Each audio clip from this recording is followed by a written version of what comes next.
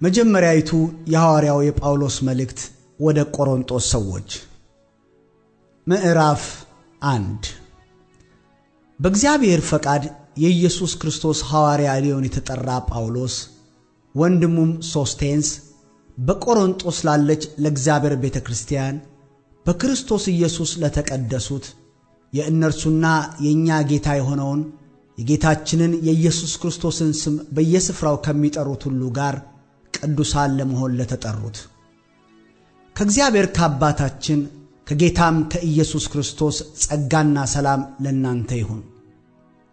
በክርስቶስ ኢየሱስ ስላመናችሁ በተሰጣችሁ በእግዚአብሔር ጸጋ ምክንያት ሁልጊዜ ስለእናንተ አምላክን አመሰግናለሁ።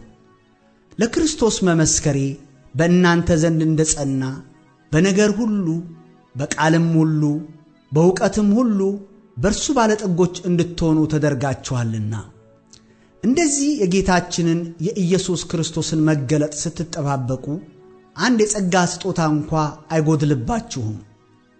እርሱም ደግሞ በጌታችን በኢየሱስ ክርስቶስ ቀን ያለ ነቀፋ እንድትሆኑ እስከ ፍጻሜ ድረስ ያጸናችኋል።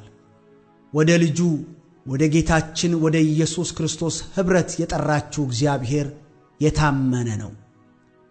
ነገር ግን ወንድሞች ሆይ ሁላችሁ አንድ ንግግር እንድትናገሩ በአንድ ልብና በአንድ ሐሳብም የተባበራችሁ እንድትሆኑ እንጂ መለያየት በመካከላችሁ እንዳይሆን በጌታችን በኢየሱስ ክርስቶስ ስም እለምናችኋለሁ። ወንድሞቼ ሆይ በመካከላችሁ ክርክር እንዳለ ስለናንተ የቀሎዬ ቤተሰቦች አስታውቀውኛልና ይህንንም እላለሁ፣ እያንዳንዳችሁ እኔ ጳውሎስ ነኝ፣ እኔስ የአጵሎስ ነኝ፣ እኔ የኬፋ ነኝ፣ እኔስ የክርስቶስ ነኝ ትላላችሁ። ክርስቶስ ተከፍሏልን? ጳውሎስስ ስለናንተ ተሰቀለን? ወይስ በጳውሎስ ስም ተጠመቃችሁን? በስሜ እንደተጠመቃችሁ ማንም እንዳይል ከቀርስጶስና ከጋይዮስ በቀር ከናንተ አንድ እንኳ ስላላጠመኩ እግዚአብሔርን አመሰግናለሁ። የስጢፋኖስንም ቤተሰቦች ደግሞ አጥምቄአለሁ። ጨምሬ ሌላ አጥምቄ እንደሆነ አላውቅም። ለማጥመቅ ክርስቶስ አላከኝምና ወንጌል ልሰብክ እንጂ የክርስቶስ መስቀል ከንቱ እንዳይሆን በቃል ጥበብ አይደለም።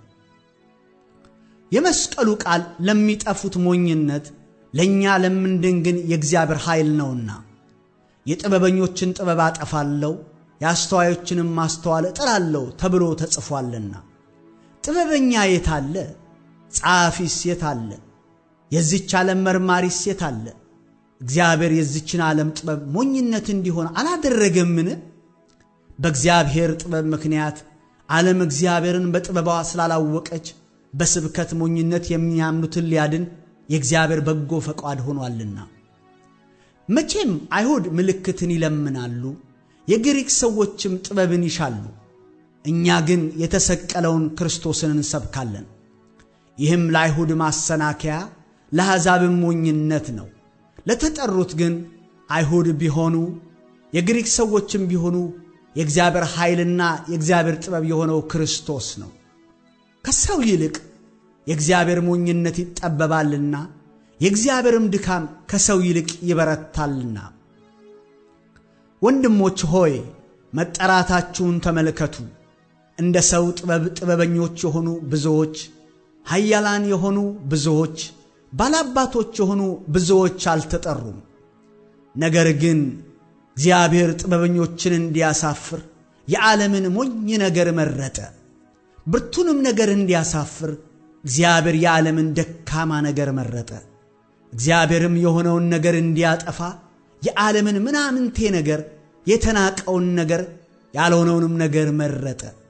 ሥጋን የለበሰ ሁሉ በእግዚአብሔር ፊት እንዳይመካ ነገር ግን የሚመካ ሁሉ በእግዚአብሔር ይመካ ተብሎ እንደተጻፈው ይሆን ዘንድ ከእግዚአብሔር ዘንድ ጥበብና ጽድቅ ቅድስናም ቤዛነትም በተደረገልን በክርስቶስ ኢየሱስ ሆናችሁ ከእርሱ ነው።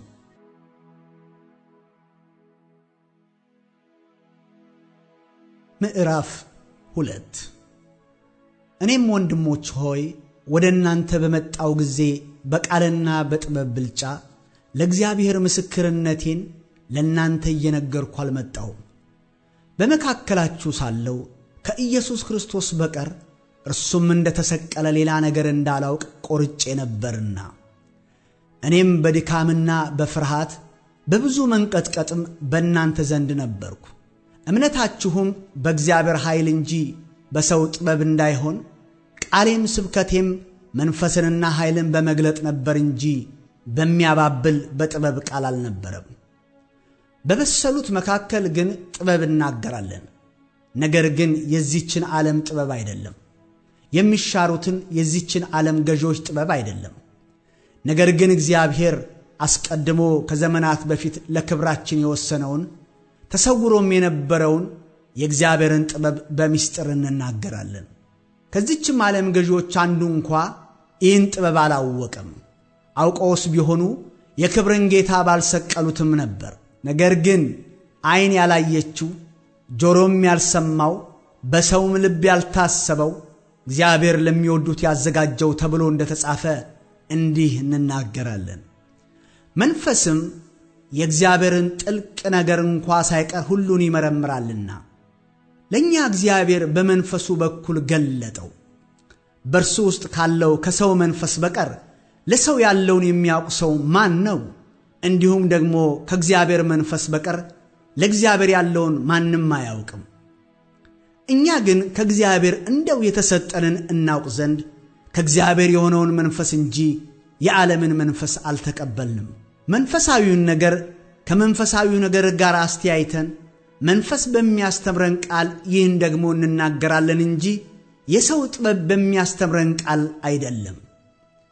ለፍጥረታዊ ሰው የእግዚአብሔርን መንፈስ ነገር ሞኝነት ነውና አይቀበለውም። በመንፈስም የሚመረመር ስለሆነ ሊያውቀው አይችልም። መንፈሳዊ ሰው ግን ሁሉን ይመረምራል፣ ራሱ ግን በማንም አይመረመርም። እንዲያስተምረው የጌታን ልብ ማን አውቆት ነው? እኛ ግን የክርስቶስ ልብ አለን። ምዕራፍ 3 እኔም ወንድሞች ሆይ የሥጋ እንደመሆናችሁ በክርስቶስም ሕፃናት እንደመሆናችሁ እንጂ መንፈሳውያን እንደመሆናችሁ ልናገራችሁ አልቻልኩም። ገና ጽኑ መብል ለመብላት አትችሉም ነበርና ወተት ጋትኳችሁ። ገና ሥጋውያን ናችሁና እስካሁን ድረስ ገና አትችሉም። ቅናትና ክርክር ስለሚገኝባችሁ ሥጋውያን መሆናችሁ አይደላችሁምን? እንደ ሰው ልማድስ አትመላለሱምን? አንዱ እኔ የጳውሎስ ነኝ፣ ሁለተኛውም እኔ የአጵሎስ ነኝ ቢል ሰዎች ብቻ መሆናችሁ አይደለምን? አጵሎስ እንግዲህ ምንድነው? ጳውሎስስ ምንድነው? በእነርሱ እጅ ያመናችሁ አገልጋዮች ናቸው። ለእያንዳንዳቸውም ጌታ እንደሰጣቸው ያገለግላሉ። እኔ ተከልኩ፣ አጵሎስም አጠጣ፣ ነገር ግን እግዚአብሔር ያሳድግ ነበር። እንግዲያስ የሚያሳድግ እግዚአብሔር እንጂ የሚተክል ቢሆን ወይም የሚያጠጣ ቢሆን አንዳች አይደለም። የሚተክልና የሚያጠጣ አንድ ናቸው። ነገር ግን እያንዳንዱ እንደራሱ ድካም መጠን የራሱን ደሞዝ ይቀበላል። የእግዚአብሔር እርሻ ናችሁ፣ የእግዚአብሔርም ሕንጻ ናችሁ፣ ከእርሱ ጋር አብረን የምንሠራ ነንና። የእግዚአብሔር ጸጋ እንደተሰጠኝ መጠን እንደ ብልሃተኛ ያናጺ አለቃ መሠረትን መሠረትሁ፣ ሌላውም በላዩ ያንጻል። እያንዳንዱ ግን በእርሱ ላይ እንዴት እንዲያንጽ ይጠንቀቅ። ከተመሠረተው በቀር ማንም ሌላ መሠረት ሊመሠረት አይችልምና እርሱም ኢየሱስ ክርስቶስ ነው።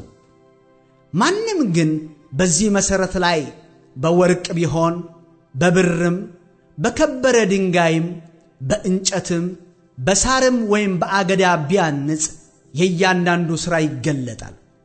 በእሳት ስለሚገለጥ ያ ቀን ያሳያልና የእያንዳንዱም ሥራ እንዴት መሆኑን እሳቱ ይፈትነዋል። ማንም በእርሱ ላይ ያነጸው ሥራ ቢጸናለት ደሞዙን ይቀበላል። የማንም ሥራ የተቃጠለበት ቢሆን ይጎዳበታል፣ እርሱ ራሱ ግን ይድናል፣ ነገር ግን በእሳት እንደሚድን ይሆናል። የእግዚአብሔር ቤተ መቅደስ እንደሆናችሁ የእግዚአብሔርን መንፈስ እንዲኖርባችሁ አታውቁምን? ማንም የእግዚአብሔርን ቤተ መቅደስ ቢያፈርስ እግዚአብሔር እርሱን ያፈርሰዋል። የእግዚአብሔር ቤተ መቅደስ ቅዱስ ነውና ያውም እናንተ ናችሁ። ማንም ራሱን አያታል። ከናንተ ማንም በዚች ዓለም ጥበበኛ የሆነ ቢመስለው ጥበበኛ ይሆን ዘንድ ሞኝ ይሁን። የዚች ዓለም ጥበብ በእግዚአብሔር ፊት ሞኝነት ነውና።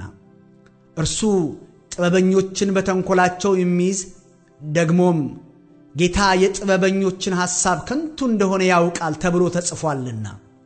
ስለዚህ ማንም በሰው አይመካ፣ ነገር ሁሉ የናንተ ነውና። ጳውሎስ ቢሆን አጵሎስም ቢሆን ኬፋም ቢሆን ዓለምም ቢሆን ሕይወትም ቢሆን ሞትም ቢሆን ያለውም ቢሆን የሚመጣውም ቢሆን ሁሉ የናንተ ነው። እናንተም የክርስቶስ ናችሁ፣ ክርስቶስም የእግዚአብሔር ነው። ምዕራፍ 4 እንዲሁ ሰው እኛን እንደ ክርስቶስ ሎሌዎችና እንደ እግዚአብሔር ምስጢር መጋቢዎች ይቁጠረን።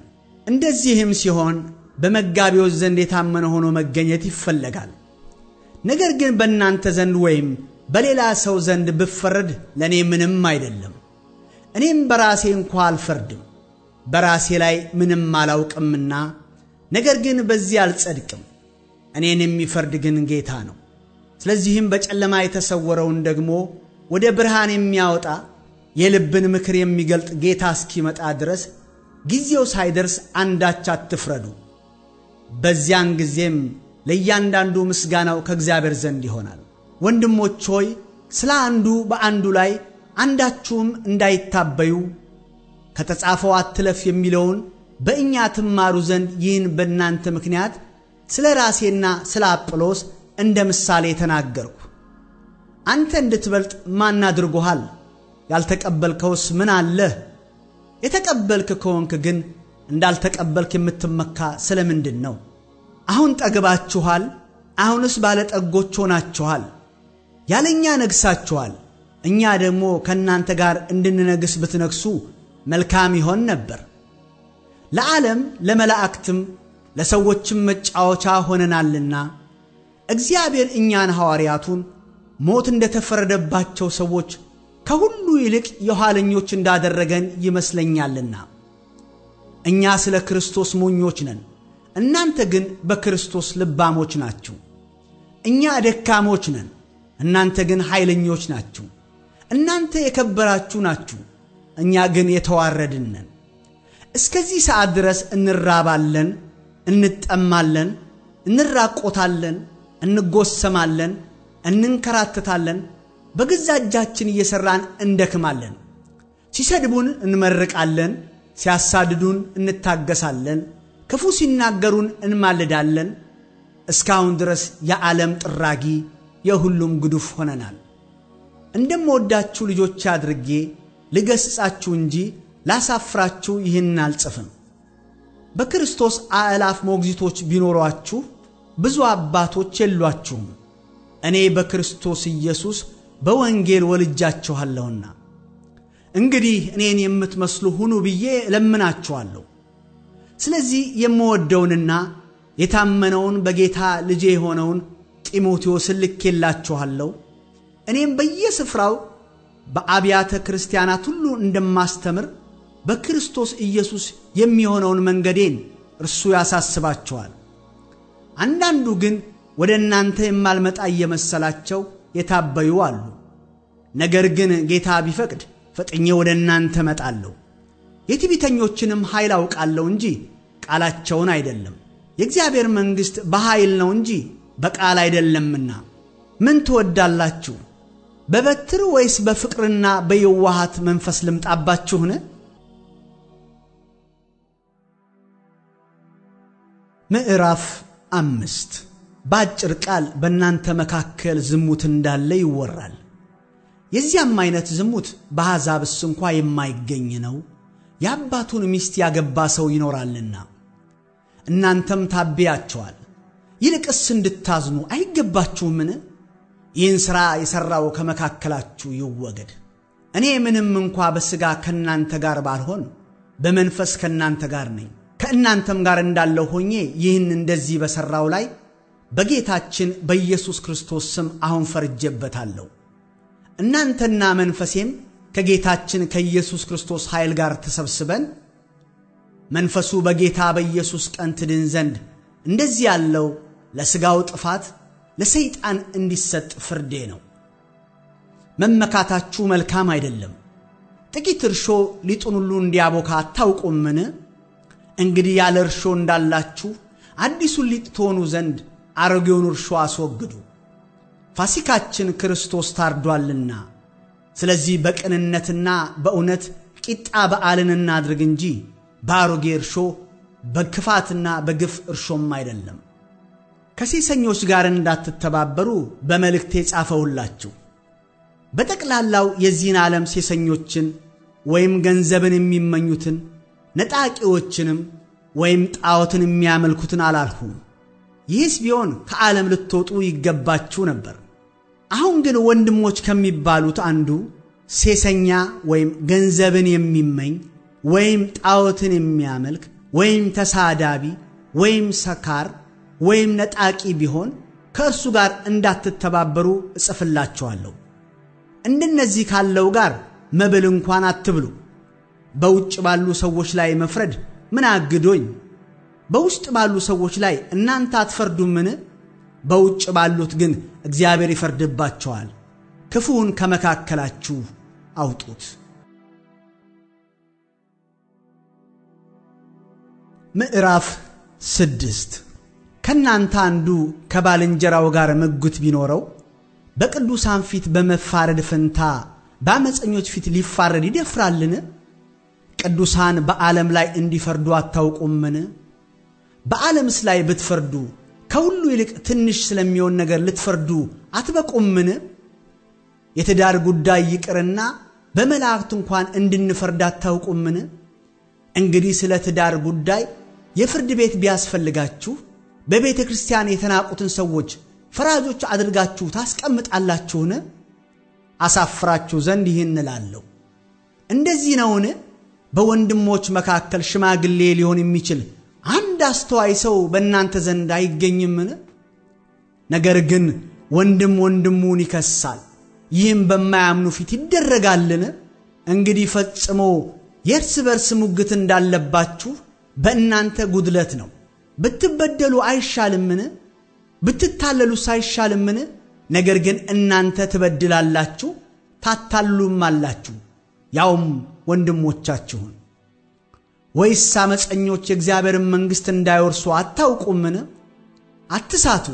ሴሰኞች ቢሆኑ ወይም ጣዖትን የሚያመልኩ ወይም አመንዝሮች ወይም ቀላጮች ወይም ከወንድ ጋር ዝሙት የሚሰሩ ወይም ሌቦች ወይም ገንዘብን የሚመኙ ወይም ሰካሮች ወይም ተሳዳቢዎች ወይም ነጣቂዎች የእግዚአብሔርን መንግሥት አይወርሱም። ከናንተም አንዳንዶቹ እንደዚህ ነበራችሁ። ነገር ግን በጌታ በኢየሱስ ክርስቶስ ስም በአምላካችንም መንፈስ ታጥባችኋል፣ ተቀድሳችኋል፣ ጸድቃችኋል። ሁሉ ተፈቅዶልኛል፣ ሁሉ ግን አይጠቅምም። ሁሉ ተፈቅዶልኛል፣ በእኔ ላይ ግን አንድ ነገር እንኳ አይሰለጥንብኝም። መብል ለሆድ ነው፣ ሆድም ለመብል ነው። እግዚአብሔር ግን ይህንንም ያንንም ያጠፋቸዋል። ሥጋ ግን ለጌታ ነው እንጂ ለዝሙት አይደለም፣ ጌታም ለሥጋ ነው። እግዚአብሔርም ጌታንም ማስነሳ፣ እኛንም በኃይሉ ያስነሳናል። ሥጋችሁ የክርስቶስ ብልቶች እንደሆነ አታውቁምን? እንግዲህ የክርስቶስን ብልቶች ወስጄ የጋለሞታ ብልቶች ላድርጋቸውን? አይገባም። ወይስ ከጋለሞታ ጋር የሚተባበር አንድ ሥጋ እንዲሆን አታውቁምን? ሁለቱ አንድ ሥጋ ይሆናሉ ተብሏልና። ከጌታ ጋር የሚተባበር ግን አንድ መንፈስ ነው። ከዝሙት ሽሹ። ሰው የሚያደርገው ኃጢአት ሁሉ ከሥጋ ውጭ ነው። ዝሙትን የሚሠራ ግን በገዛ ሥጋው ላይ ኃጢአትን ይሠራል። ወይስ ሥጋችሁ ከእግዚአብሔር የተቀበላችሁት በእናንተ የሚኖረው የመንፈስ ቅዱስ ቤተ መቅደስ እንደሆነ አታውቁምን? በዋጋ ተገዝታችኋልና ለራሳችሁ አይደላችሁም። ስለዚህ በሥጋችሁ እግዚአብሔርን አክብሩ።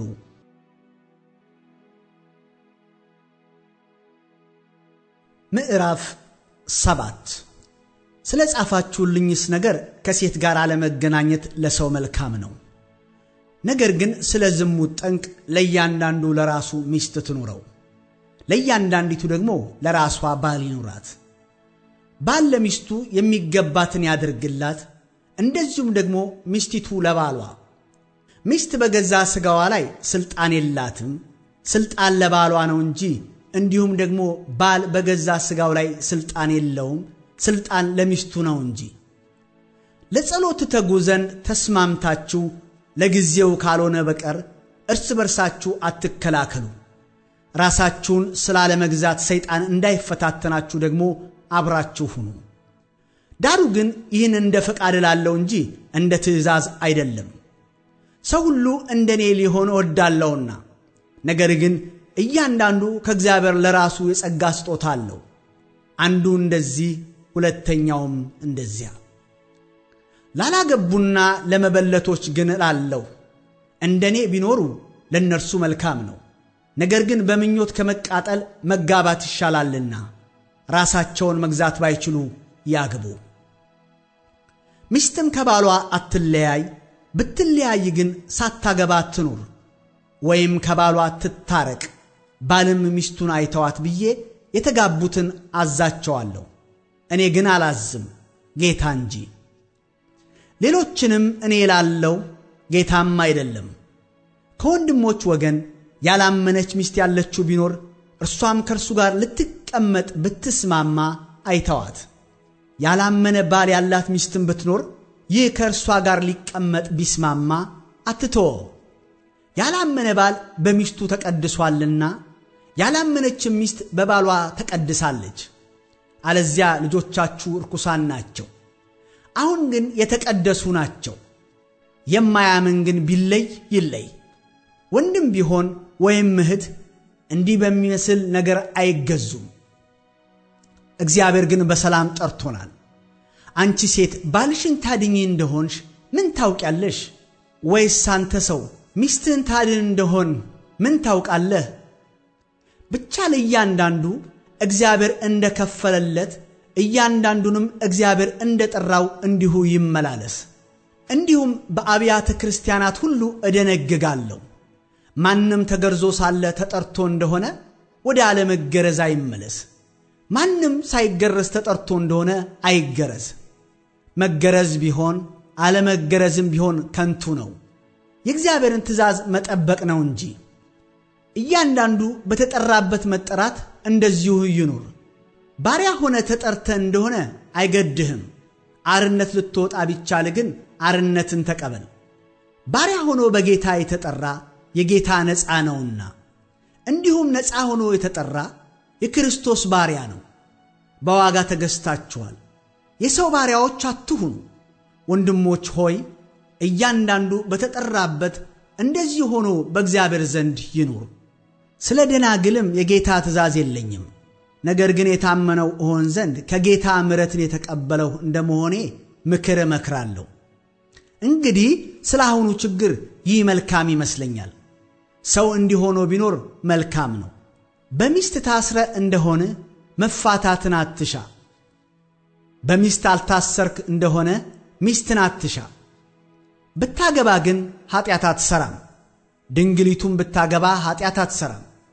ነገር ግን እንዲህ በሚያደርጉ በሥጋቸው ላይ መከራ ይሆንባቸዋል፣ እኔም ራራላችሁ ነበር። ዳሩ ግን ወንድሞች ሆይ ይህን እናገራለሁ፣ ዘመኑ አጭር ሆኗል። ከእንግዲህ ወዲህ ሚስቶች ያሏችሁ እንደሌላቸው ይሁኑ፣ የሚያለቅሱም እንደማያለቅሱ፣ ደስ የሚላቸውም ደስ እንደማይላቸው፣ የሚገዙም ምንም እንደሌላቸው፣ በዚህችም ዓለም የሚጠቀሙ በሙሉ እንደማይጠቀሙባት ይሁኑ። የዚህች ዓለም መልክ አላፊ ነውና።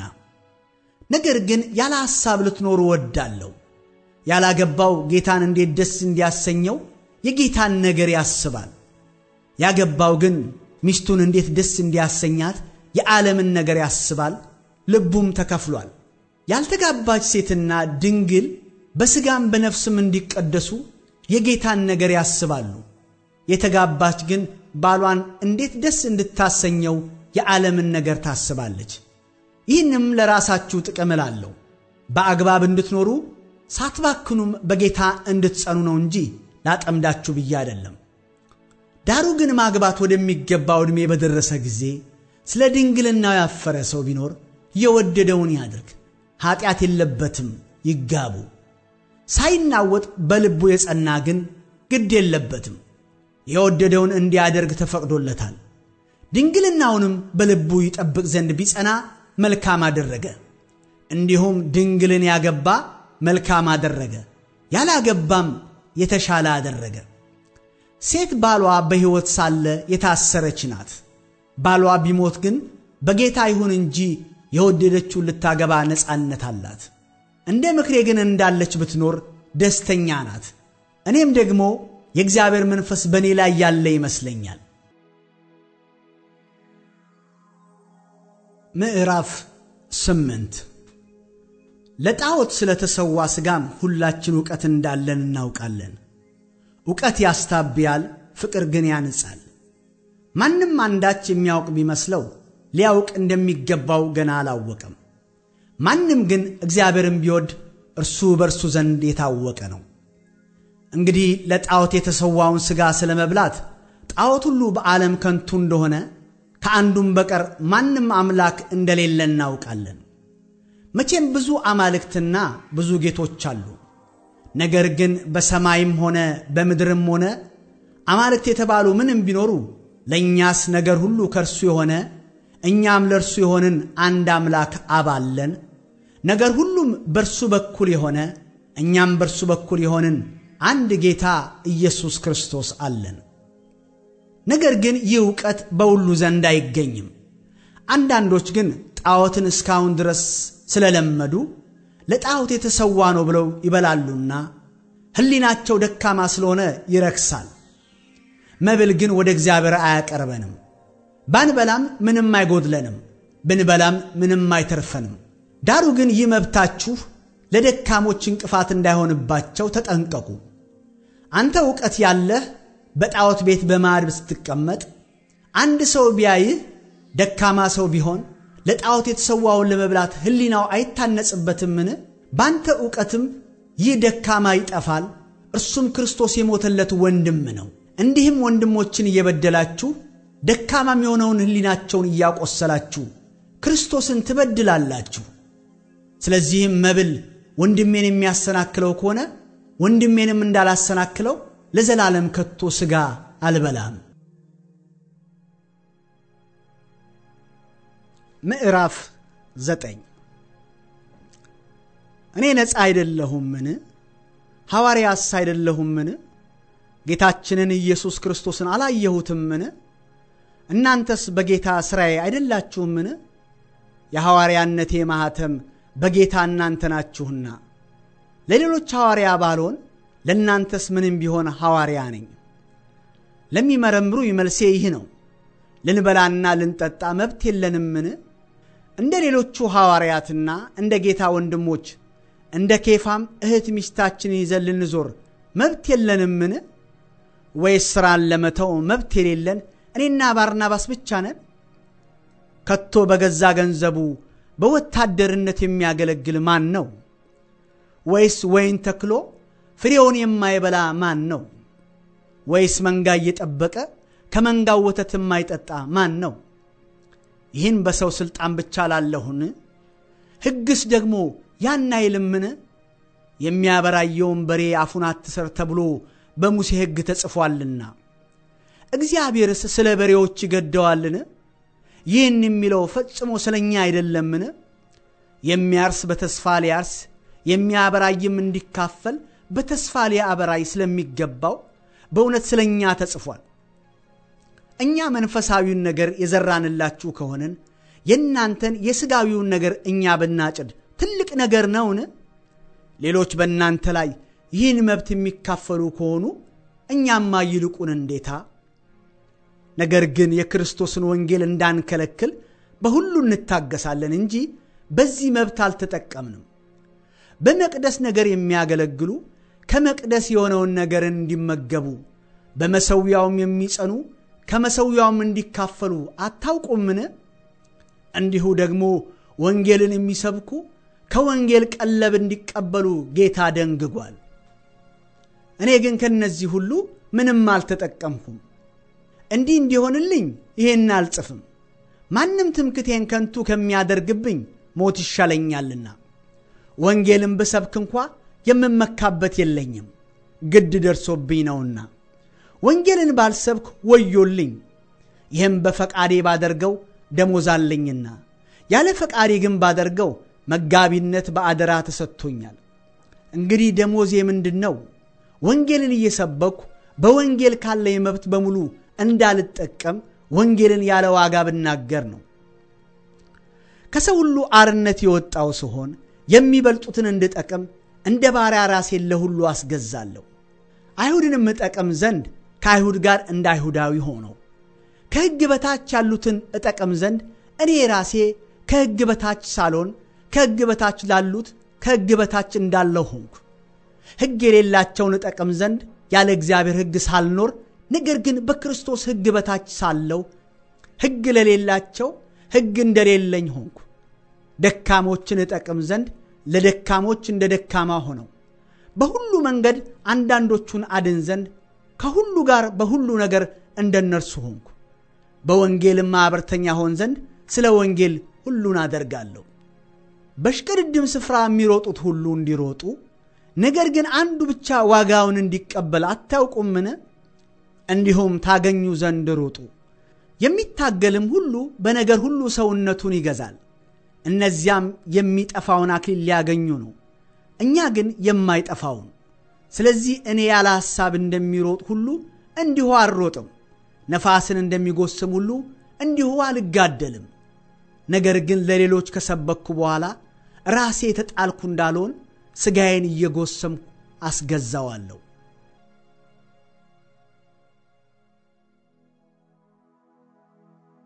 ምዕራፍ 10 ወንድሞች ሆይ ይህን ታውቁ ዘንድ እወዳለሁ። አባቶቻችን ሁሉ ከደመና በታች ነበሩ፣ ሁሉም በባሕር መካከል ተሻገሩ። ሁሉም ሙሴን ይተባበሩ ዘንድ በደመናና በባሕር ተጠመቁ። ሁሉም ያን መንፈሳዊ መብል በሉ፣ ሁሉም ያን መንፈሳዊ መጠጥ ጠጡ። ይከተላቸው ከነበረው ከመንፈሳዊ ዓለት ጠጥተዋልና፣ ያም ማለት ክርስቶስ ነበር። እግዚአብሔር ግን ከእነርሱ በሚበዙት ደስ አላለውም፣ በምድረ በዳ ወድቀዋልና።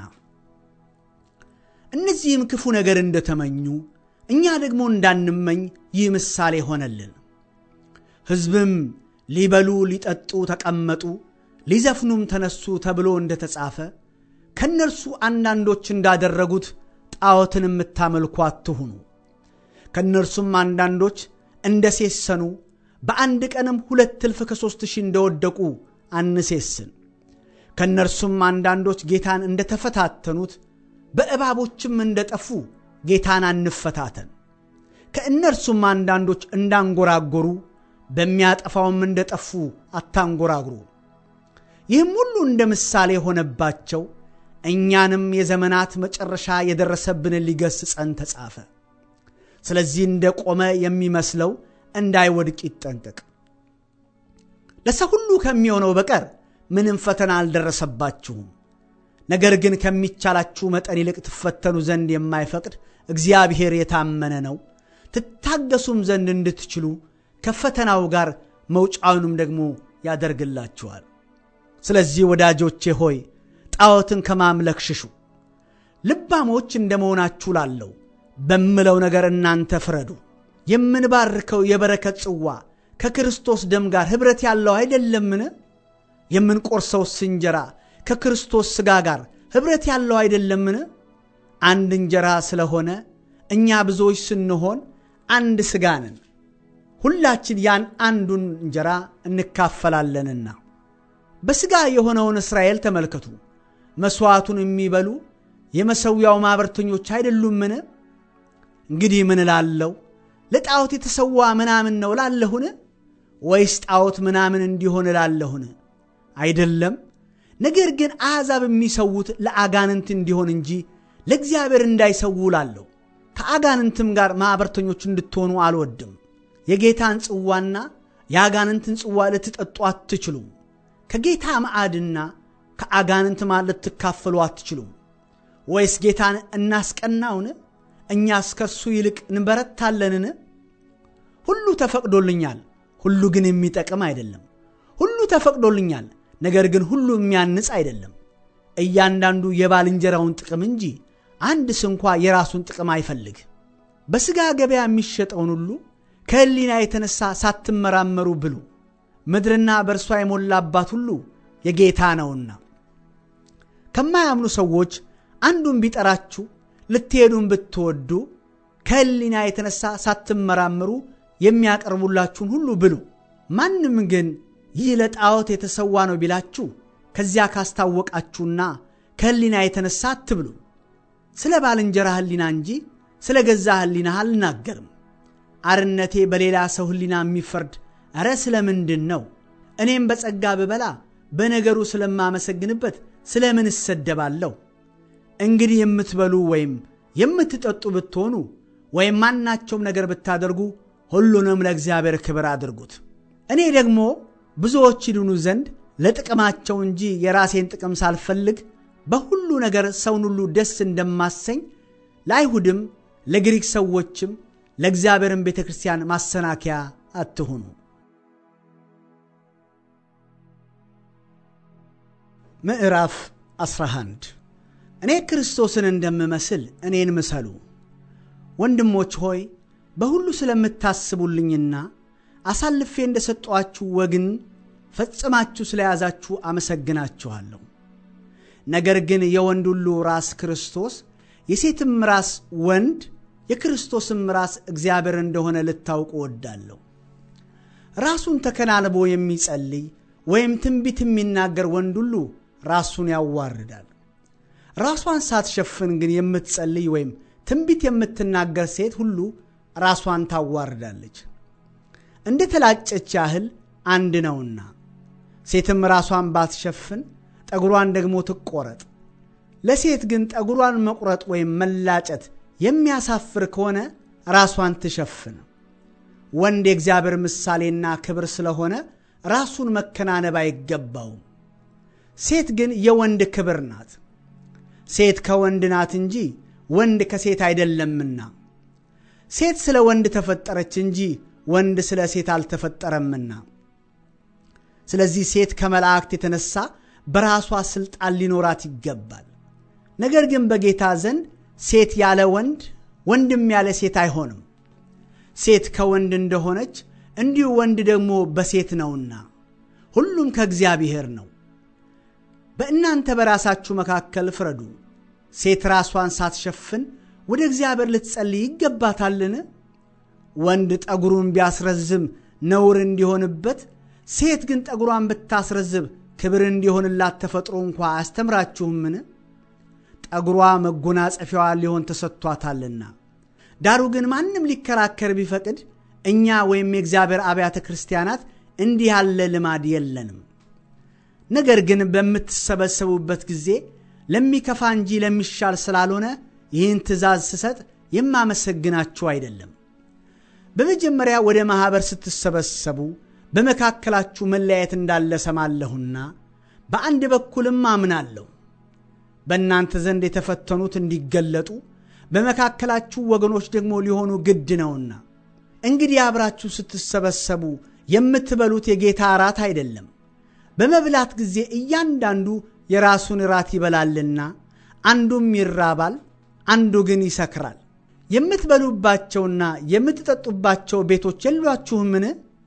ወይስ የእግዚአብሔርን ማኅበር ትንቃላችሁን? አንዳችም የሌላቸውን ታሳፍራላችሁን? ምን ልበላችሁ? በዚህ ነገር ላመስግናችሁን? አላመሰግናችሁም።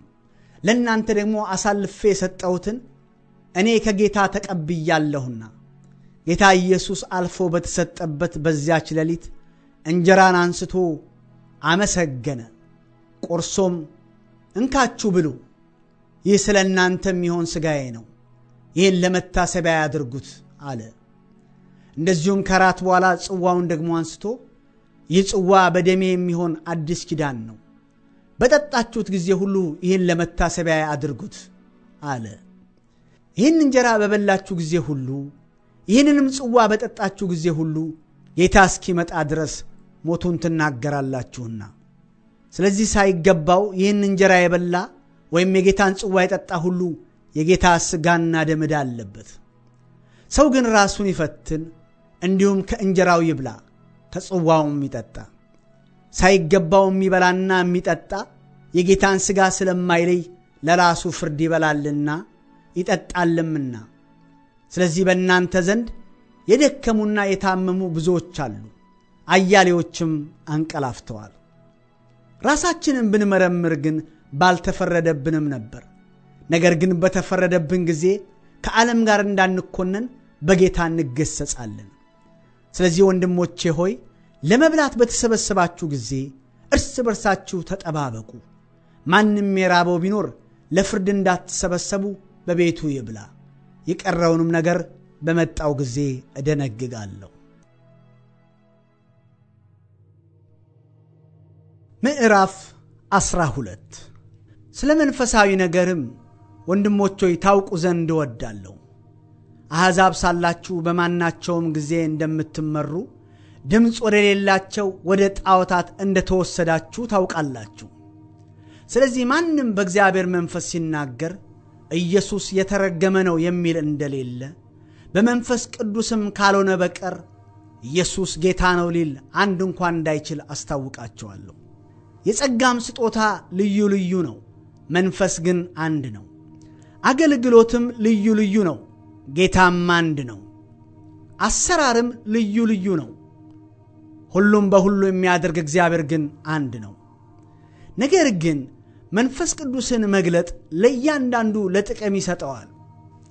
ለአንዱ ጥበብን መናገር በመንፈስ ይሰጠዋልና፣ ለአንዱም በዚያው መንፈስ ዕውቀትን መናገር ይሰጠዋል። ለአንዱም በዚያው መንፈስ እምነት፣ ለአንዱም በአንዱ መንፈስ የመፈወስ ስጦታ፣ ለአንዱም ታምራትን ማድረግ፣ ለአንዱም ትንቢትን መናገር፣ ለአንዱም መናፍስትን መለየት፣ ለአንዱም በልዩ አይነት ልሳን መናገር፣ ለአንዱም በልሳኖች የተነገረውን መተርጎም ይሰጠዋል። ይህን ሁሉ ግን ያ አንዱ መንፈስ እንደሚፈቅድ ለእያንዳንዱ ለብቻው እያካፈለ ያደርጋል። አካልም አንድ እንደሆነ ብዙም ብልቶች እንዳሉበት፣ ነገር ግን የአካል ብልቶች ሁሉ ብዙዎች ሳሉ አንድ አካል እንደሆኑ ክርስቶስ ደግሞ እንዲሆነው። አይሁድ ብንሆን፣ የግሪክ ሰዎችም ብንሆን፣ ባሪያዎችም ብንሆን፣ ጨዋዎችም ብንሆን፣ እኛ ሁላችን በአንድ መንፈስ አንድ አካል እንድንሆን ተጠምቀናልና ሁላችንም አንዱን መንፈስ ጠጥተናል። አካል ብዙ ብልቶች እንጂ አንድ ብልት አይደለምና፣ እግር እኔ እጅ አይደለሁምና የአካል ክፍል አይደለሁም ብትል ይህም በማለቷ የአካል ክፍል መሆኑ አይቀራልን? ጆሮም እኔ ዓይን አይደለሁምና የአካል ክፍል አይደለሁም ቢል ይህም በማለቱ የአካል ክፍል መሆኑ ይቀራልን? አካል ሁሉ ዓይን ቢሆን መስማት ወዴት በተገኘ? ሁሉም መስማት ቢሆን ማሽተት ወዴት በተገኘ? አሁን ግን እግዚአብሔር እንደወደደ ብልቶችን እያንዳንዳቸው በአካል አድርጓል። ሁሉም አንድ ብልት ቢሆንስ አካል ወዴት በሆነ? ዳሩ ግን አሁን ብልቶች ብዙዎች ናቸው፣ አካል ግን አንድ ነው። ዓይን እጅን አታስፈልገኝም ልትለው አትችልም፣ ወይም ራስ ደግሞ እግሮችን አታስፈልጉኝም ሊላቸው አይችልም። ነገር ግን ደካሞች የሚመስሉ የአካል ብልቶች ይልቁን የሚያስፈልጉ ናቸው። ከአካልም ብልቶች ያልከበሩ ሆነው የሚመስሉን በሚበዛ ክብር እናለብሳቸዋለን፣ በምናፍርባቸውም ብልቶቻችን ክብር ይጨመርላቸዋል። ክብር ያላቸው ብልቶቻችን ግን ይህ አያስፈልጋቸውም። ነገር ግን ብልቶች እርስ በርሳቸው በትክክል ይተሳሰቡ ዘንድ እንጂ በአካል መለያየት እንዳይሆን ለጎደለው ብልት የሚበልጥ ክብር እየሰጠ እግዚአብሔር አካልን አገጣጠመው። አንድ ብልት ቢሰቃይ ብልቶች ሁሉ ከእሱ ጋር ይሰቃያሉ። አንድ ብልትም ቢከብር ብልቶች ሁሉ ከእርሱ ጋር ደስ ይላቸዋል። እናንተም የክርስቶስ አካል ናችሁ፣ እያንዳንዳችሁም ብልቶች ናችሁ። እግዚአብሔርም በቤተ ክርስቲያን አንዳንዶቹን አስቀድሞ ሐዋርያትን፣ ሁለተኛም ነቢያትን፣ ሦስተኛም አስተማሪዎችን፣ ቀጥሎም ታምራት ማድረግን፣ ቀጥሎም የመፈወስን ስጦታ፣ እርዳታንም፣ አገዛዝንም፣ የልዩ ልዩ አይነት ልሳኖችንም አድርጓል። ሁሉ ሐዋርያት ናቸውን? ሁሉስ ነቢያት ናቸውን? ሁሉስ አስተማሪዎች ናቸውን? ሁሉስ ተአምራትን ይሰራሉን? ሁሉስ የመፈወስ ስጦታ አላቸውን? ሁሉስ በልሳኖች ይናገራሉን? ሁሉስ ይተረጉማሉን? ነገር ግን የሚበልጠውን የጸጋ ስጦታ በብርቱ ፈልጉ፣ ደግሞም ከሁሉ የሚበልጥ መንገድ አሳያችኋለሁ። ምዕራፍ 13 በሰዎችና በመላእክት ልሳን ብናገር ፍቅር ግን ከሌለኝ እንደሚጮናስ ወይም እንደሚንሸዋሸው ጸናጽል ሆኛለሁ። ትንቢትም ቢኖረኝ ምስጢርንም ሁሉና ዕውቀትን ሁሉ ባውቅ ተራሮችንም እስካፈልስ ድረስ እምነት ሁሉ ቢኖረኝ ፍቅር ግን ከሌለኝ ከንቱ ነኝ። ድሆችንም ልመግብ ያለኝን ሁሉ ባካፍል ሥጋዬንም ለእሳት መቃጠል አሳልፌ ብሰጥ ፍቅር ግን ከሌለኝ ምንም አይጠቅመኝም። ፍቅር ይታገሳል፣ ቸርነትንም ያደርጋል። ፍቅር አይቀናም፣ ፍቅር አይመካም፣ አይታበይም፣ የማይገባውንም አያደርግም፣ የራሱንም አይፈልግም፣ አይበሳጭም፣ በደልን አይቆጥርም። ከእውነት ጋር ደስ ይለዋል እንጂ ስለ ዓመፃ ደስ አይለውም። ሁሉን ይታገሳል፣ ሁሉን ያምናል፣ ሁሉን ተስፋ ያደርጋል፣ በሁሉ ይጸናል። ፍቅር ለዘወትር አይወድቅም። ትንቢት ቢሆን ግን ይሻራል፣ ልሳኖች ቢሆኑ ይቀራሉ፣ ዕውቀትም ቢሆን ይሻራል። ከዕውቀት ከፍለን እናውቃለንና ከትንቢትም ከፍለን እንናገራለንና ፍጹም የሆነ ሲመጣ ግን ተከፍሎ የነበረው ይሻራል። ልጅ ሳለሁ እንደ ልጅ እናገር ነበር፣ እንደ ልጅም አስብ ነበር፣ እንደ ልጅም እቆጥር ነበር። ጎልማሳ ሆኜ ግን የልጅነትን ጠባይ ሽሬአለሁ። ዛሬስ በመስታወት በድንግዝግዝ እንደምናይነን፣ በዚያን ጊዜ ግን ፊት ለፊት እናያለን። ዛሬስ ከዕውቀት ከፍዬ አውቃለሁ፣ በዚያን ጊዜ ግን እኔ ደግሞ እንደታወቅኩ አውቃለሁ። እንዲህም ከሆነ እምነት፣ ተስፋ፣ ፍቅር እነዚህ ሦስቱ ጸንተው ይኖራሉ። ከነዚህም የሚበልጠው ፍቅር ነው።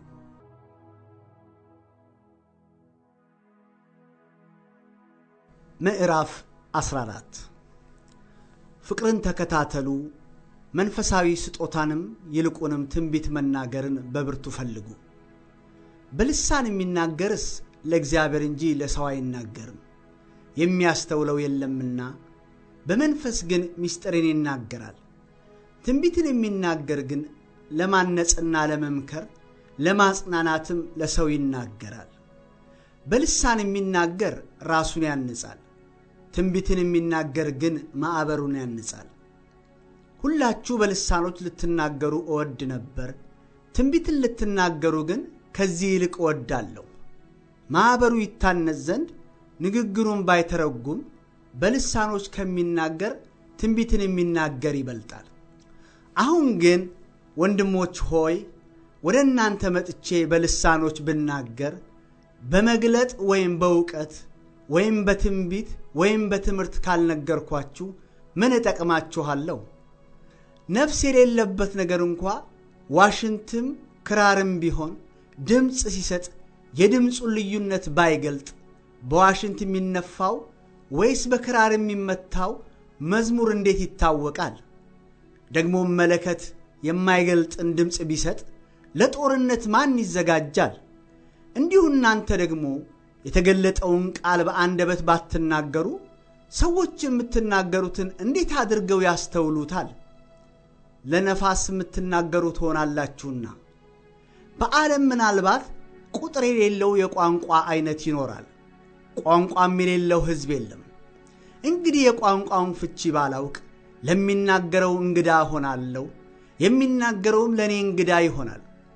እንዲሁ ደግሞ እናንተ መንፈሳዊ ስጦታን በብርቱ የምትፈልጉ ከሆናችሁ ቤተ ክርስቲያንን ለማነጽ እንዲበዛላችሁ ፈልጉ። ስለዚህ በልሳን የሚናገር እንዲተረጉም ይጸልይ። በልሳን ብጸልይ መንፈሴ ይጸልያል፣ አእምሮዬ ግን ያለ ፍሬ ነው። እንግዲህ ምንድነው? በመንፈስ እጸልያለሁ፣ በአእምሮም ደግሞ እጸልያለሁ።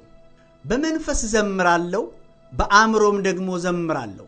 እንዲያማ ካልሆነ አንተ በመንፈስ ብትባርክ ባልተማሩት ስፍራ የተቀመጠው የምትለውን ካላወቀ እንዴት አድርጎ ለምስጋና አሜን ይላል? አንተማ መልካም ታመሰግናለህ፣ ሌላው ግን አይታነጽበትም። ከሁላችሁ ይልቅ በልሳኖች እናገራለሁና እግዚአብሔርን አመሰግናለሁ። ነገር ግን ሌሎችን ደግሞ አስተምር ዘንድ በማህበር እልፍ ቃላት በልሳን ከመናገር ይልቅ 5 ቃላት በአእምሮዬ ልናገር ወዳለሁ። ወንድሞች ሆይ በአእምሮ ሕፃናት አትሁኑ፣ ለክፋት ነገር ሕፃናት ሁኑ እንጂ በአእምሮ የበሰሉ ሁኑ። ሌሎችን ልሳኖች በሚናገሩ ሰዎችና በሌላ አንደበት ለዚህ ሕዝብ ነግራቸዋለሁ፣ እንዲህም ቢሆን አይሰሙኝም ይላል ጌታ ተብሎ በሕግ ተጽፏል። እንግዲያስ በልሳኖች መናገር ለማያምኑ ምልክት ነው እንጂ ለሚያምኑ አይደለም። ትንቢት ግን ለሚያምኑ እንጂ ለማያምኑ አይደለም። እንግዲህ ማኅበር ሁሉ አብረው ቢሰበሰቡ ሁሉም በልሳኖች ቢናገሩና ያልተማሩ ወይም የማያምኑ ሰዎች ቢገቡ አብደዋል አይሉምን? ሁሉ ትንቢት ቢናገሩ ግን የማያምን ወይም ያልተማረ ሰው ቢገባ በሁሉ ይወቀሳል፣ በሁሉም ይመረመራል፣ በልቡም የተሰወረ ይገለጣል። እንዲሁም እግዚአብሔር በእውነት በመካከላቸው ነው ብሎ እየተናገረ በፊቱ ወድቆ ለእግዚአብሔር ይሰግዳል። እንግዲህ ወንድሞች ሆይ ምንድነው? በምትሰበሰቡበት ጊዜ ለእያንዳንዱ መዝሙር አለው፣ ትምህርት አለው፣ መግለጥ አለው፣ በልሳን መናገር አለው፣ መተርጎም አለው። ሁሉ ለማነጽ ይሁን። በልሳን የሚናገር ቢኖር 2 ወይ ቢበዛ 3 ሆነው በተራቸው ይናገሩ፣ አንዱም ይተርጉም። የሚተረጉም ባይኖር ግን በማኅበር መካከል ዝም ይበልና ለራሱና ለእግዚአብሔር ይናገር። ነቢያትም 2 ወይም 3 ሆነው ይናገሩ፣ ሌሎችም ይለዩአቸው። በዚያ ለሚቀመጥ ለሌላ ግን አንድ ነገር ቢገለጥለት ፊተኛው ዝም ይበል። ሁሉም እንዲማሩ፣ ሁሉም እንዲመከሩ፣ ሁላችሁ በእያንዳንዳችሁ ትንቢት ልትናገሩ ትችላላችሁ። የነቢያትም መናፍስት ለነቢያት ይገዛሉ። እግዚአብሔርስ የሰላም አምላክ ነው እንጂ የሁከት አምላክ አይደለምና። በቅዱሳንም አብያተ ክርስቲያናት ሁሉ እንዲህ ነው። ሴቶች በማኅበር ዝም ይበሉ፣ ሕግ ደግሞ እንደሚል እንዲገዙ እንጂ እንዲናገሩ አልተፈቀደላቸውምና። ለሴት በማኅበር መካከል መናገር ነውር ነውና ምንም ሊማሩ ቢወዱ በቤታቸው ባሎቻቸውን ይጠይቁ። ምን ነው? የእግዚአብሔር ቃል የወጣ ከእናንተ ነውን? ወይስ ወደ እናንተ ብቻ ደርሷልን? ማንም ነቢይ ወይም መንፈሳዊ የሆነ ቢመስለው ይህች የጻፍኩላችሁ የጌታ ትእዛዝ እንደሆነች ይወቅ። ማንም የማያውቅ ቢኖር ግን አይወቅ። ስለዚህ ወንድሞች ሆይ ትንቢት ለመናገር በብርቱ ፈልጉ፣ በልሳኖች ከመናገርም አትከልከሉ። ነገር ግን ሁሉ በአግባብና በሥርዓት ይሁን።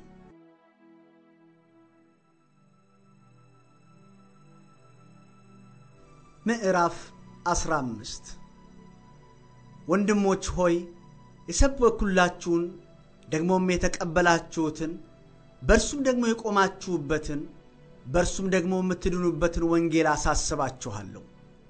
በከንቱ ካላመናችሁ በቀር ብታስቡት በምን ቃል እንደሰበኩላችሁ አሳስባችኋለሁ። እኔ ደግሞ የተቀበልኩትን ከሁሉ በፊት አሳልፌ ሰጠኋችሁ፣ እንዲህ ብዬ መጽሐፍ እንደሚል ክርስቶስ ስለ ኃጢአታችን ሞተ፣ ተቀበረም፣ መጽሐፍ እንደሚል በሦስተኛው ቀን ተነሣ፣ ለኬፋም ታየ፣ በኋላም ለ12ቱ፣ ከዚያም በኋላ ከ500 ለሚበዙ ወንድሞች በአንድ ጊዜ ታየ። ከእነርሱም የሚበዙት እስካሁን አሉ፣ አንዳንዶች ግን አንቀላፍተዋል። ከዚያም በኋላ ለያዕቆብ ኋላም ለሐዋርያት ሁሉ ታየ። ከሁሉም በኋላ እንደ ጭንጋፍ ለመሆን ለእኔ ደግሞ ታየኝ።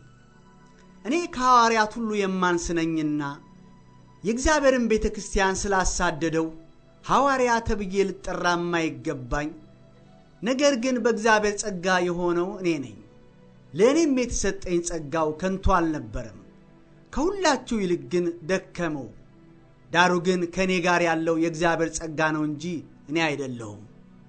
እንግዲህስ እኔ ብሆን እነርሱም ቢሆኑ እንዲሁን ሰብካለን እንዲሁም አመናችሁ። ክርስቶስ ከሙታን እንደተነሳ የሚሰበክ ከሆነ ግን ከናንተ አንዳንዶች ትንሣኤ ሙታን የለም እንዴት ይላሉ? ትንሣኤ ሙታንስ ከሌለ ክርስቶስ አልተነሳማ። ክርስቶስም ካልተነሳ እንግዲያስ ስብከታችን ከንቱ ነው፣ እምነታችሁም ደግሞ ከንቱ ናት። ደግሞም ክርስቶስን አስነስቶታል ብለን በእግዚአብሔር ላይ ስለመሰከርን ሐሰተኞች የእግዚአብሔር ምስክሮች ሆነን ተገኝተናል። ሙታን ግን የማይነሱ ከሆነ እርሱን አላስነሳው።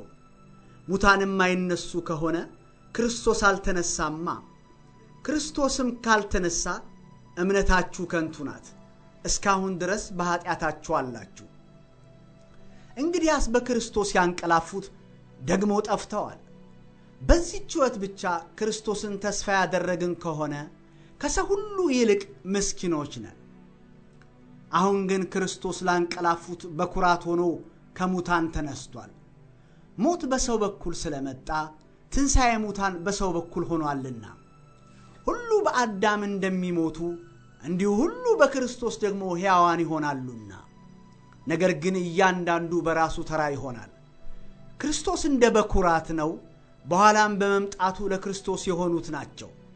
በኋላም መንግሥቱን ለእግዚአብሔር ለአባቱ አሳልፎ በሰጠ ጊዜ አለቅነትንም ሁሉና ሥልጣንን ሁሉ ኃይልንም በሻረ ጊዜ ፍጻሜ ይሆናል። ጠላቶቹን ሁሉ ከእግሩ በታች እስኪያደርግ ድረስ ሊነግስ ይገባዋልና። የኋለኛው ጠላት የሚሻረው ሞት ነው፣ ሁሉን ከእግሩ በታች አስገዝቷልና። ነገር ግን ሁሉ ተገዝቶለታል ሲል ሁሉን ካስገዛለት በቀር መሆኑ ግልጥ ነው። ሁሉ ከተገዛለት በኋላ ግን እግዚአብሔር ሁሉ በሁሉ ይሆን ዘንድ በዚያን ጊዜ ልጁ ራሱ ደግሞ ሁሉን ላስገዛለት ይገዛል። እንዲያማ ካልሆነ ስለ ሙታን የሚጠመቁ ምን ያደርጋሉ? ሙታንስ ከቶ የማይነሱ ከሆነ ስለ እነርሱ የሚጠመቁ ስለምንድን ነው? እኛስ ዘወትር በሚያስፈራ ኑሮ የምንኖር ስለምንድን ነው? በጌታችን በክርስቶስ ኢየሱስ ባለኝ በእናንተ ትምክህት እየማለሁ ወንድሞች ሆይ ዕለት ዕለት እሞታለሁ። እንደ ሰው በኤፌሶን ከአውሬ ጋር ከታገለው ሙታንስ የማይነሱ ከሆነ ምን ይጠቅመኛል? ነገ እንሞታለንና እንብላና እንጠጣ። አትሳቱ። ክፉ ባልንጀርነት መልካሙን አመል ያጠፋል። በጽድቅ ንቁ፣ ኃጢአትንም አትስሩ። እግዚአብሔርን የማያውቁ አሉና አሳፍራችሁ ዘንድ ይህን እላለሁ። ነገር ግን ሰው ሙታን እንዴት ይነሳሉ? በምንስ አይነት አካል ይመጣሉ የሚል ይኖር ይሆናል።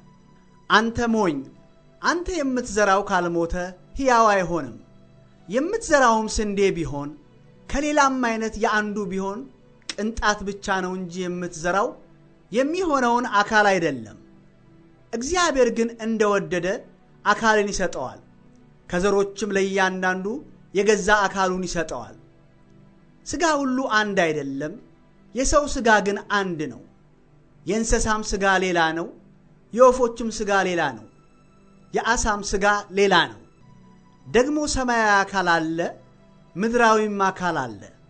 ነገር ግን የሰማያዊ አካል ክብር ልዩ ነው፣ የምድራዊም አካል ክብር ልዩ ነው። የፀሐይ ክብር አንድ ነው፣ የጨረቃም ክብር ሌላ ነው፣ የከዋክብትም ክብር ሌላ ነው። በክብር አንዱ ኮከብ ከሌላው ኮከብ ይለያልና። የሙታን ትንሣኤ ደግሞ እንዲሁ ነው። በመበስበስ ይዘራል፣ ባለመበስበስ ይነሳል። በውርደት ይዘራል፣ በክብር ይነሳል። በድካም ይዘራል፣ በኃይል ይነሳል። ፍጥረታዊ አካል ይዘራል፣ መንፈሳዊ አካል ይነሳል። ፍጥረታዊ አካል ካለ መንፈሳዊ አካል ደግሞ አለ። እንዲሁ ደግሞ ፊተኛው ሰው አዳም ሕያው ነፍስ ሆነ ተብሎ ተጽፏል። ኋለኛው አዳም ሕይወትን የሚሰጥ መንፈስ ሆነ። ነገር ግን አስቀድሞ ፍጥረታዊው ቀጥሎም መንፈሳዊው ነው እንጂ መንፈሳዊው መጀመሪያ አይደለም። የፊተኛው ሰው ከመሬት መሬታዊ ነው፣ ሁለተኛው ሰው ከሰማይ ነው። መሬታዊው እንደሆነ መሬታውያን የሆኑት ደግሞ እንዲሁ ናቸው። ሰማያዊው እንደሆነ ሰማያውያን የሆኑት ደግሞ እንዲሁ ናቸው። የዚያንም የመሬታዊውን መልክ እንደለበስን የሰማያዊውን መልክ ደግሞ እንለብሳለን።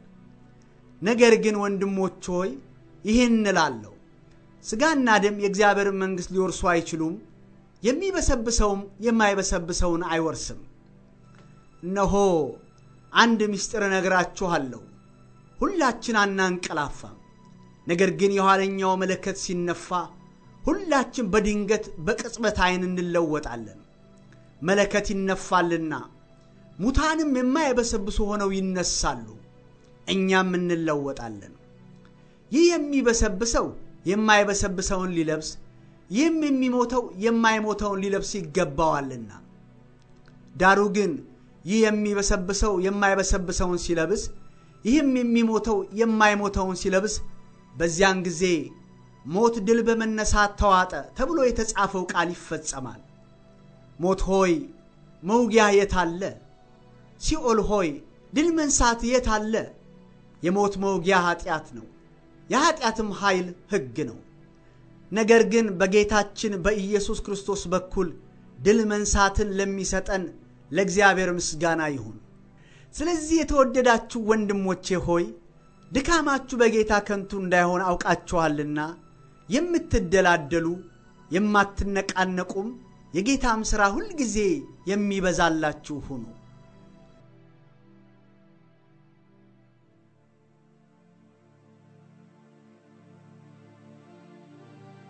ምዕራፍ 16 ለቅዱሳንም ገንዘብን ስለማዋጣት ለገላትያ አብያተ ክርስቲያናት እንደደነገግሁት እናንተ ደግሞ እንዲሁ አድርጉ። እኔ ስመጣ ይህ የገንዘብ ማዋጣት ያን ጊዜ እንዳይሆን ከናንተ እያንዳንዱ በየሳምንቱ በፊተኛው ቀን እንደ ቀናው መጠን እያስቀረ በቤቱ ያስቀምጥ። ስመጣም ማናቸውም ቢሆኑ የታመኑ የሚመስሏችሁ ሰዎች ቸርነታችሁን ወደ ኢየሩሳሌም ያደርሱ ዘንድ ደብዳቤ ሰጥቼ እልካቸዋለሁ። እኔ ደግሞ ልሄድ የሚገባኝ ብሆን ከኔ ጋር አብረው ይሄዳሉ። በመቄዶንያም ሳልፍ ወደ እናንተ መጣለሁ። በመቄዶንያ አድርጌ አልፋለሁና እናንተም ወደሚሄድበት ወደ ማናቸውም ስፍራ በጉዞዬ እንድትረዱኝ ምናልባት በእናንተ ዘንድ ቆይ ወይም እከርም ይሆናል። አሁን እግረ መንገዴን ሳልፍ ልጎበኛችሁ አልወድምና ጌታ ቢፈቅደው የሆነውን ዘመን በእናንተ ዘንድ ልሰነብት ተስፋ አደርጋለሁና በኤፌሶን ግን እስከ ባለ 50 ድረስ እሰነብታለሁ። ሥራ የሞላበት ትልቅ በር ተከፍቶልኛልና ተቃዋሚዎችም ብዙ ናቸው። ጢሞቴዎስም የመጣ እንደሆነ በእናንተ ዘንድ ያለ ፍርሃት እንዲኖር ተጠንቀቁ። እንደኔ ደግሞ የጌታን ሥራ ይሠራልና እንግዲህ ማንም አይናቀው። ነገር ግን ከወንድሞች ጋር እጠብቀዋለሁና ወደ እኔ ይመጣ ዘንድ በሰላም በጉዞው እርዱት። ስለ ወንድማችን ስለ አጵሎስ ግን ከወንድሞቹ ጋር ወደ እናንተ ልሄድ እጅግ አድርጌ ለምኜው ነበር። ዛሬም ለመምጣት ከቶ ፈቃድ አልነበረውም። ሲመቸው ግን ይመጣል። ንቁ፣ በሃይማኖት ቁሙ፣ ጎልምሱ፣ ጠንክሩ። በእናንተ ዘንድ ሁሉ በፍቅር ይሁን። ወንድሞች ሆይ የእስጢፋኖስ ቤተሰቦች የአካያ በኩራት እንደሆኑ ቅዱሳንንም ለማገልገል ራሳቸውን እንደሰጡ ታውቃላችሁ። እንደነርሱ ላሉትና አብሮ ለሚሰራ ለሚደክምም ሁሉ እናንተም እንድትገዙ ለምናችኋለሁ። በስጢፋኖስና በፈርዶናጥስ በአካይቆስ መምጣት ደስ ይለኛል። እናንተ ስለሌላችሁ የጎደለኝን ፈጽመዋልና መንፈሴንና መንፈሳችሁን አሳርፈዋልና እንግዲህ እንደነዚህ ያሉትን እወቋቸው። የእስያ አብያተ ክርስቲያናት ሰላምታ ያቀርቡላችኋል። አቂላና ጵርስቅላ በቤታቸው ካለች ቤተክርስቲያን ጋር በጌታ እጅግ ሰላምታ ያቀርቡላችኋል። ወንድሞች ሁሉ ሰላምታ ያቀርቡላችኋል። በተቀደሰ አሳሳም እርስ በርሳችሁ ሰላምታ ተሰጣጡ። እኔ ጳውሎስ ይህን ሰላምታ በገዛ እጄ ጽፌአለሁ። ጌታን ኢየሱስ ክርስቶስን የማይወድ ቢኖር የተረገመ ይሁን። ጌታችን ሆይና የጌታ የኢየሱስ ክርስቶስ ጸጋ ከናንተ ጋር ይሁን። ፍቅሬ በክርስቶስ ኢየሱስ ከሁላችሁ ጋር ነው። አሜን።